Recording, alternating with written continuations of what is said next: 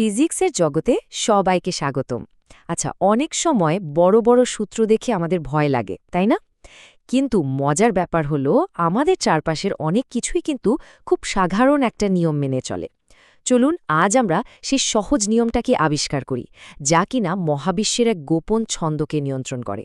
প্রশ্নটা বেশ অদ্ভুত শোনাচ্ছে, তাই না? কোথায় একটা বিশাল দোলনা আর কোথায় একটা একদমই ক্ষুদ্র পরমাণু। মনে হতেই পারে যে এদের মধ্যে কোনো মিলই থাকতে পারে না, কিন্তু এদের সবার মধ্যেই একটা সাধারণ ছন্দ লুকিয়ে আছে। আর এই আলোচনা যখন শেষ হবে তখন এই রহস্যটা একদম পরিষ্কার হয়ে যাবে। তো মূল বিষয়ে যাওয়ার আগে চলুন সবচেয়ে সাধারণ ধারণাটা একটু বুঝে নিই, আর সেটা হলো স্পন্দন বা অসিলেশন। এটা আসলে তেমন কিছুই না, শুধু একটা নির্দিষ্ট পয়েন্টের চারপাশে বারবার আসা যাওয়া করা। যেমন ধরুন, একটা শিশু দোলনায় দুলছে, এটাই হলো স্পন্দন। সব স্পন্দনই কিন্তু সরল ছন্দিত স্পন্দন, মানে সিম্পল হারমোনিক মোশন বা এসএচএম নয়। এর জন্য একটা বিশেষ শর্ত মানতে হয়। চলুন তো সেই একটা মাত্র নিয়মটা আসলে কি সেটা খুঁজে বের করা যাক। আচ্ছা, ভাবুন তো, আমাদের হাতে একটা রাবার ব্যান্ড আছে। যখন এটাকে আমরা অল্প একটু টানি, এটা হালকাভাবে আমাদের দিকে একটা টান দেয়। এবার যদি আরও জোরে টানি তাহলে কি হবে? রাবার ব্যান্ডের এই যে টেনে ধরার অনুভূতিটা, এটাই হলো এসএইচএম এর মূল ভিত্তি।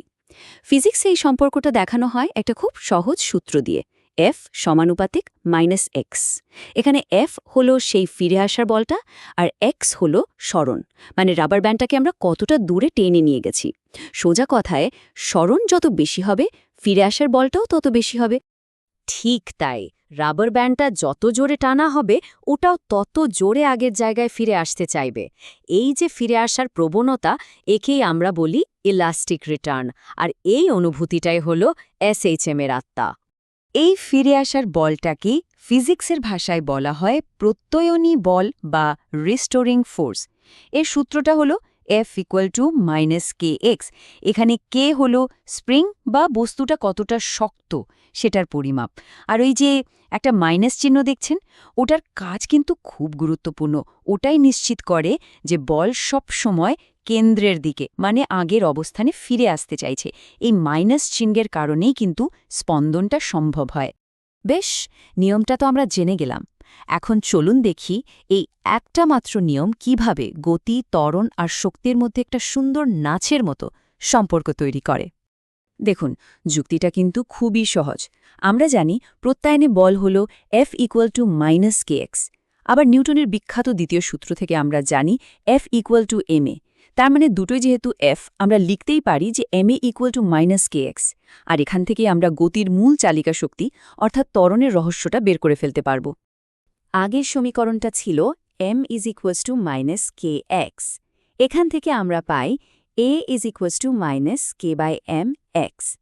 এখন দেখুন, এখানে k এবং m দুটোই ধ্রুবক, তাই তাদের ভাগফলও একটা ধ্রুবক হবে। সহজ করার জন্য ফিজিসিস্টরা এই k/m-কেই বলেন ওমেগা স্কোয়ার বা ওমেগা স্কোয়ার।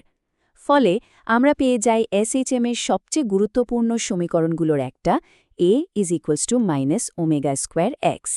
এর মানে হল বস্তুটা কেন্দ্র থেকে যত দূরে যাবে তার ত্বরণ তত বাড়বে, কিন্তু ত্বরণের দিকটা হবে সবসময় কেন্দ্রের দিকে। এটা যেন সবসময় বস্তুটাকে ঘরে ফিরিয়ে আনতে চাইছে। এখানে একটা খুব সাধারণ ভুল ধারণা কাজ করে। অনেকেই ভাবেন বস্তুটা যখন একদম শেষ মাথায় গিয়ে এক মুহূর্তের জন্য থেমে যায়, তখন হয়তো তার ত্বরণও শূন্য হয়ে যায়। আসলেই কি তাই? একটু ভাবুন তো। উত্তরটা হল একদমই না, বরং ওই মুহূর্তে ত্বরণ থাকে সর্বোচ্চ। কারণটা কি? কারণটা খুব সোজা। ওই অবস্থানেই তো ফিরে আসার বলটা সবচেয়ে বেশি, তাই না? F = kx, আর নিউটনের সূত্র অনুযায়ী বল যেখানে সর্বোচ্চ, ত্বরণও সেখানেই সর্বোচ্চ। তাহলে বেগের কি অবস্থা? নিয়মটা ঠিক তার উল্টো। বস্তুটা যখন কেন্দ্রের মধ্যে দিয়ে ছুটে যায় তখন তার বেগ হয় সর্বোচ্চ, আর যখন একেবারে প্রান্তে পৌঁছে দিক পরিবর্তন করে তখন এক মুহূর্তের জন্য থেমে যায়, অর্থাৎ বেগ হয়ে যায় শূন্য। এবার চলুন শক্তির দিকে তাকাই। বস্তুটা যখন সবচেয়ে দূরে, মানে প্রান্তে স্থির হয়ে আছে, তখন তার সমস্ত শক্তি বিভব শক্তি বা পোটেনশিয়াল এনার্জি হিসেবে জমা থাকে। যেহেতু কোনো গতি নেই, তাই গতিশক্তি একদম শূন্য। আর যখন বস্তুটা সর্বোচ্চ বেগে কেন্দ্র পার করে তখন কি হয়? তখন ওই জমানো বিভব শক্তি পুরোটাই গতিশক্তিতে রূপান্তরিত হয়ে যায়। এখানে বিভব শক্তি 0, কিন্তু গতিশক্তি 100%। তার মানে শক্তি শুধু রূপ বদল করছে, কিন্তু হারিয়ে যাচ্ছে না। এই স্লাইডটা হলো আমাদের পুরো আলোচনার একটা সারমর্ম। দেখুন, কেন্দ্রে বল আর ত্বরণ 0, কিন্তু বেগ আর গতিশক্তি সর্বোচ্চ। আর প্রান্তে ঠিক তার উল্টোটা ঘটছে। এই ছকটা মনে রাখলেই কিন্তু সবকিছু পরিষ্কার হয়ে যাবে। এতক্ষণ তো আমরা ধারণাগুলো বুঝলাম। এবার দেখব কিভাবে গণিত ব্যবহার করে আমরা যে কোনো মুহূর্তে একটা দুলতে থাকা বস্তুর সঠিক অবস্থান বলে দিতে পারি। ভয় পাওয়ার কিচ্ছু নেই, এই সমীকরণগুলো আসলে গল্পের মতোই সহজ। এই হলো সেই জাদুকরী সমীকরণ x of t is equal to a sin of omega t plus phi। এখানে a হলো বিস্তার, মানে কেন্দ্র থেকে সর্বোচ্চ কতটা দূরে যাচ্ছে। ওমেগা বা কৌণিক কম্পাঙ্ক বলে দেয় স্পন্দনটা কত দ্রুত হচ্ছে। আর এই যে সাইন ফাংশনটা, এটাই স্পন্দনের সেই ছন্দময় আসা যাওয়ার প্যাটার্নটা তৈরি করে। এই সূত্রটা দিয়ে যে কোনো সময়ের অবস্থান একদম নিখুঁতভাবে বের করা সম্ভব। একটা পূর্ণ দোল শেষ করতে যে সময় লাগে তাকে আমরা বলি পর্যায়কাল বা টাইম পিরিয়ড। খেয়াল করে দেখুন, স্প্রিংয়ের ক্ষেত্রে ভর m বাড়লে পর্যায়কালও বাড়ে, মানে স্পন্দনটা ধীর হয়ে যায়। আবার দোলকের ক্ষেত্রে দৈর্ঘ্য L বাড়ালে স্পন্দন ধীর হয়। ব্যাপারটা কিন্তু খুবই যৌক্তিক। এখন মনে প্রশ্ন আসতেই পারে যে এত কিছু শিখে লাভটা কি? এই সরল ছন্দিত স্পন্দন আমাদের চারপাশে কোথায় লুকিয়ে আছে? চলুন দেখি এই সাধারণ নিয়মটা কিভাবে গোটা বিশ্বকে নিয়ন্ত্রণ করছে। গিটারের তার থেকে যে মিষ্টি সুর বের হয় সেটা আসলে SHM। আমরা যে শব্দ শুনি বা আলো দেখি তার মূলে আছে তরঙ্গ, যা SHM-এরই একটা রূপ।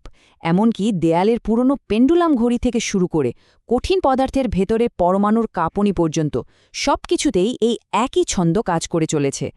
চলুন পুরো বিষয়টা একবারে ঝালিয়ে নিই। প্রথমে স্মরণ ঘটলেই একটা ফিরে আসার বল তৈরি হয়।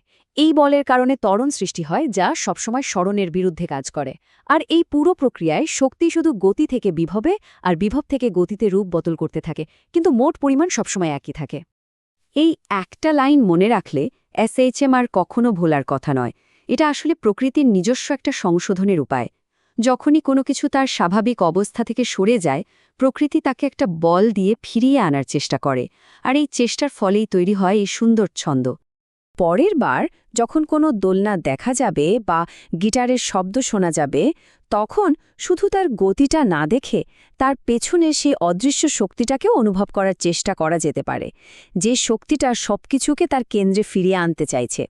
এই দৃষ্টি দিয়ে দেখলে ফিজিক্সকে অনেক বেশি জীবন্ত মনে হবে।